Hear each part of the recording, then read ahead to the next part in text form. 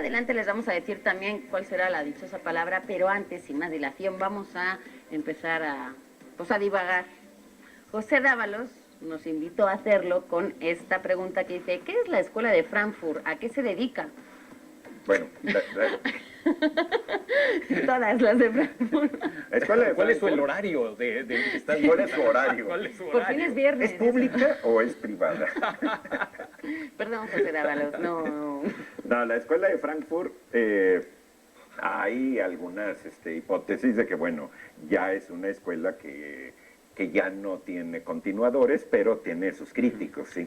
La Escuela de Frankfurt es una agrupación de filósofos básicamente alemanes. Aclaro esto porque una vez que en un taller de creación literaria yo les pedí a mis alumnos describir la ciudad de Frankfurt, uno hizo una maravilla que fue comenzar a describir un pueblo donde había muchas vacas y cosas así, vaqueros, y le digo, ¿y qué? Y es que hay un Frankfurt en Texas. Así como hay un París, Texas, claro, debe haber un de la Frankfurt. película, había un Frankfurt en Texas. Entonces él hizo una descripción de un pueblito tejano de Frankfurt. Digo, ahorita me acordé, pero vuelvo a lo de Frankfurt. Por cierto, los que estén cenando, como dijo Laura, ahorita dejen un poquito en paz los molletes, porque esto es bien filosófico, es de pura altura. Sí, y ni modo que Y el los molletes molletazo, te distraen. Pero ¿y si están comiendo salchichas de Frankfurt? Salchichas de Frankfurt se puede. Okay. Sí, Muy bien, sí, y muy o sea, vean cómo va la opción.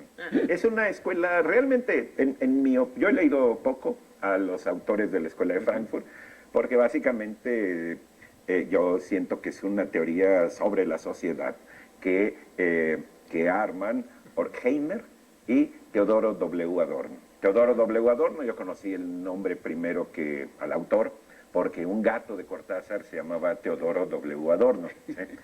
Eso de llamarse Adorno es una chulada. ¿Y con quién te casas? Pues con Adorno, ¿no? Adorno tiene un librín que a mí me gusta mucho, que se llama Mínima Moralia, que es un libro donde pesimista extraordinariamente, Cioran parece del Club del Optimismo, junto con ese libro de Mínima Moralia, ¿sí? Y tiene su dialéctica de la ilustración, una historia de la personalidad autoritaria junto con Horkheimer. Yo diría, desde mis pocas luces al respecto de la Escuela de Frankfurt, que es, digamos, un inicio del conocimiento interdisciplinario. Porque lo que planteaban era que para conocer a la sociedad hay que recurrir a psicoanálisis, a antropología, a filosofía, a cuestiones propiamente sociológicas en términos de estadísticas y todas estas cuestiones, y a partir de la dialéctica de Hegel, de algunos elementos de marxismo, de algunos clásicos de la sociología, hacen su enfoque que ellos llaman de teoría crítica. Decía Adorno, y no lo hacía por adornarse, que la divisa era vivir sin miedo, porque uno de los temas fundamentales de la Escuela de Frankfurt era... Se te cayó tu pluma, ¿verdad? No le hace, aquí tenemos una pluma para suplir esto. Uno de los temas fundamentales de la Escuela de Frankfurt era la cuestión de la enajenación. El individuo en una sociedad donde no obra según sus propios fines, sino que sufre una imposición de parte de las estructuras sociales. Más o menos es lo que yo entiendo de esta escuela. Y Horkheimer sí no lo he leído. Hay otros que son considerados ahí, incluso Marcuse, o Marcuse, ¿no? No sé cómo se diga. Marcuse, muy, muy importante. Que se leía mucho en los 70, ¿no? 60, 70, sí. Y ya, ¿qué ibas a decir? No, bueno, a mí el caso de Adorno, yo creo que todo lo que has dicho es completamente lo que es. Nada más sí hay que aclarar primero que sí existe una escuela de Frankfurt, que es una escuela, digamos. Hay un instituto de investigaciones sociales o una cosa así en Frankfurt, que es la Escuela de Frankfurt, pero obviamente también ya se le da el nombre de Escuela de Frankfurt, no solo a esa institución, sino a estos filósofos que has mencionado y a este tipo de pensamiento en torno a la famosa teoría crítica, que para mí es una especie de mezcla entre, o más bien es la unión del psicoanálisis con el marxismo. Y la sociología. Y la sociología sí, bueno, un poco, pero es una visión crítica a partir de estas dos fuentes principalmente, ¿no? Y a mí el caso de Adorno me parece muy revelador del problema que tuvo la escuela de Frankfurt o de este pensamiento de la teoría crítica. Ellos animaron enormemente las revueltas estudiantiles de los 60. Fueron Marcuse principalmente, que era parte tal cual de la escuela de Frankfurt, pues, y el propio Adorno fueron de los que inspiraron las revueltas estudiantiles. Pero es curioso que una de las primeras víctimas de esas revueltas fue el propio Adorno.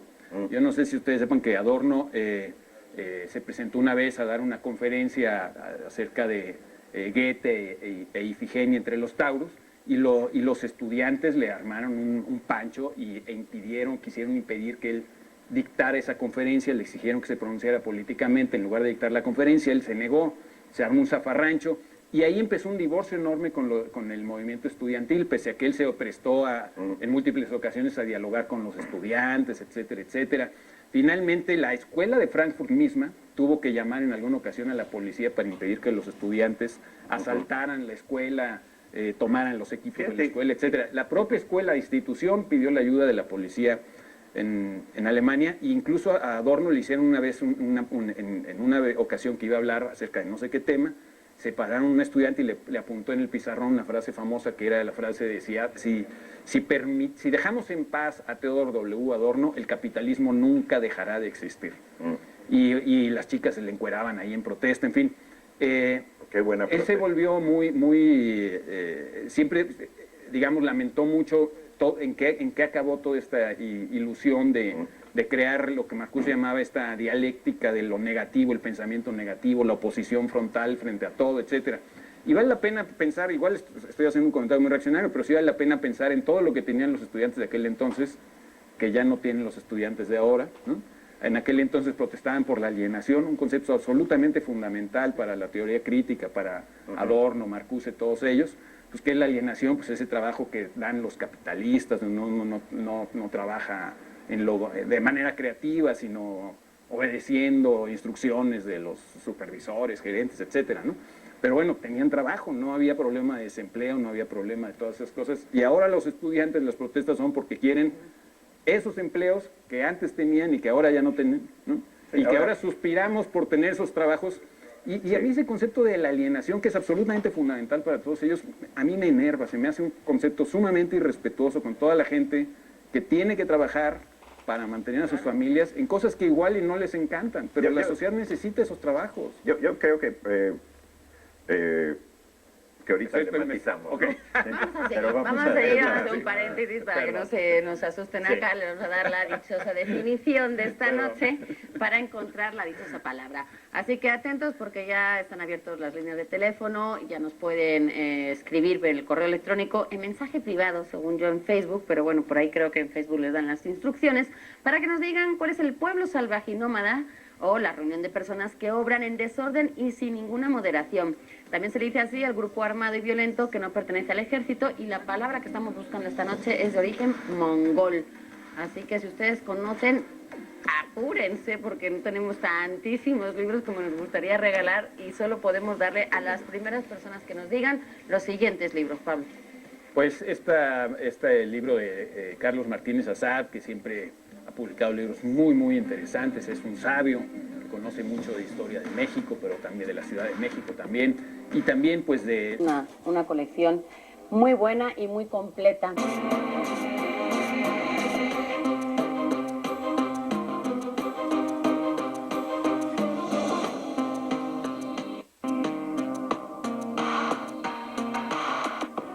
Continuamos aquí en La Dichosa Palabra, nos da mucho gusto que nos sigan acompañando. Saludamos a todas las personas que ven este programa por internet y que lo hacen en los 5 continentes. Vamos a ser ambiciosos. Vamos a suponer que en Oceanía hay alguien que está mirando ahora mismo La Dichosa Palabra. En el Polo Sur, ¿por qué no? En el Polo Sur, quién sabe a qué horas del día, etcétera. Y les recordamos pues que necesitamos sus comentarios, sus preguntas. Y mientras tanto, Eduardo Casar insiste en matizar.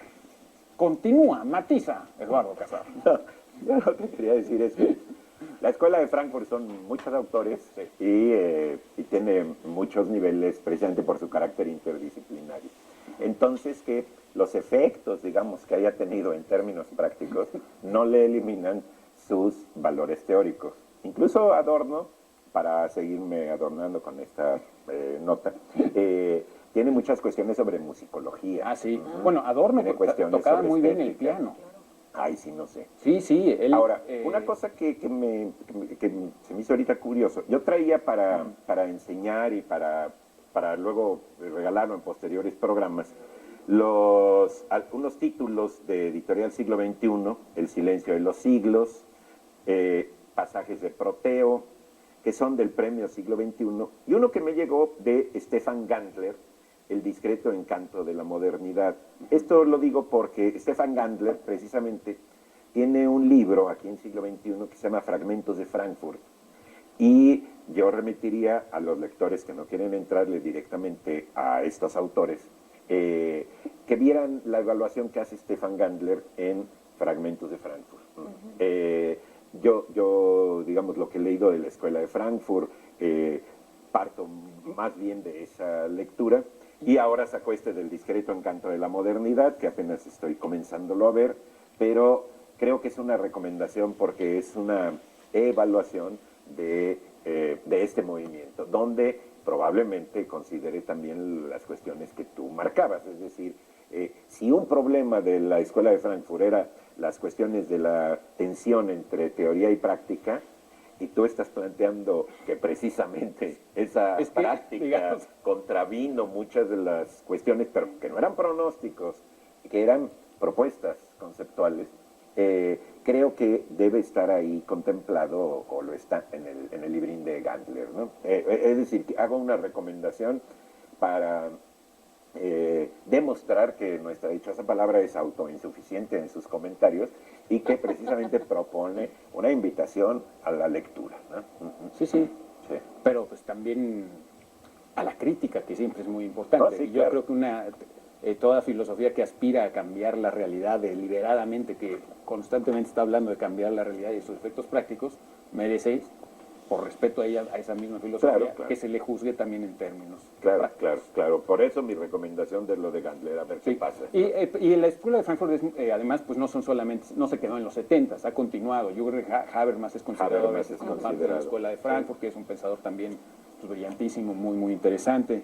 Tiene una etcétera. historia de la opinión pública, Ya. que es muy curioso porque ese concepto de opinión pública, que seguía uno por la opinión pública y no sé qué, y entonces él va viendo cómo se construye el concepto de opinión pública. Es Muy de Habermas, interesante. es lo que yo leí. Y Habermas también tenía considerado a Octavio Paz como un pensador muy, muy importante. Es realmente muy interesante. Habermas, o Habermas, o como deba pronunciarse. Algún día hablaremos de las colaboraciones de Adorno con Thomas Mann para escribir el Doctor Faustus. Claro, lo asesoró, ¿verdad? Sí, sí, justamente por el conocimiento que tenía Adorno y el interés de Adorno en la música, sobre todo en la música dodecafónica de Schoenberg, etc. Bueno, vamos con la dichosa palabra de esta noche. Dejemos de matizar. Vamos a la sustancia.